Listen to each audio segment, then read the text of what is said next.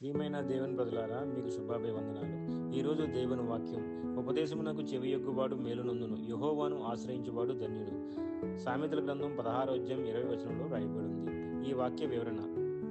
ఈ వాక్యంలో దేవుడు మనకు రెండు ముఖ్యమైన సత్యాలను తెలియజేస్తున్నాడు. ఒకటి, ఉపదేశమునకు చెవియొగ్గువాడు. ఉపదేశం అంటే గద్దింపు కాదు, దేవుడు మన మంచి కోసమే చెప్పే మార్గదర్శనం. ఎవడు దేవుని వాక్యాన్ని వినడానికి సిద్ధంగా ఉంటాడో, సలహాను అహంకారంతో తిరస్కరించకుండా స్వీకరిస్తాడో, అటువంటి వాడు మేలు నొందుతాడని వాక్యం చెప్తుంది.